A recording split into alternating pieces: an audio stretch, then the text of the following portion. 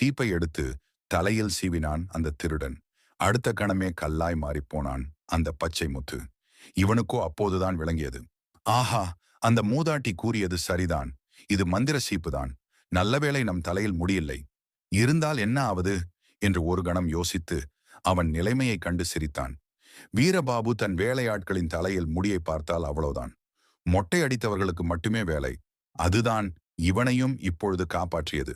பிறகு அவன் அந்த குதிரையையும் செல்வத்தையும் அந்த சீப்பையும் எடுத்துக்கொண்டு தன் தாயாரை பார்க்காமல் வீரபாபுவின் வீட்டிற்கு சென்றான். அங்கு வீரபாபு தலையில் துண்டை போட்டுக்கொண்டு புலம்பிக் கொண்டிருந்தார்.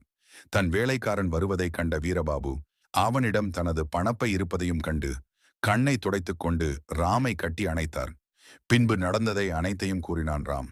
செல்வம் கிடைத்தும் திருப்பிக் கொடுத்த அவனுக்கு அந்த ஊரிலே 10 மாடுகளும் ஒரு அழகிய வீடும் கொடுத்து, இனி உன் தாயாருடன் இதை கவனித்துக் கொண்டு வாழ்க்கையில் மகிழ்ச்சியாக இருங்கள் என்று கண் கலங்கிக் கொண்டே கூறினார்.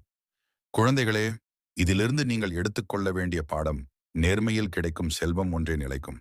ராம் சிறிதும் யோசிக்காமல் திருப்பிக் கொடுத்தான். அவனது நேர்மைக்கு வீரபாபு பரிசளித்தார். இப்போது உள்ள காலகட்டத்தில் நேர்மைக்கு பரிசளிக்க வீரபாபுவை போல் சிலர் மட்டுமே இருக்கின்றனர். ஆனால் அனைத்தையும் நான் பார்த்து கொண்டிருக்கின்றேன். உனது நேர்மைக்கான பரிசாக எனது அன்பு. கதை உங்களுக்கு பிடித்தது என்றால் மஞ்சள் நிற இதயத்தை பதிவிடுங்கள். ஓம் சரவணபவ. நான் முருகன், உனது நண்பன்.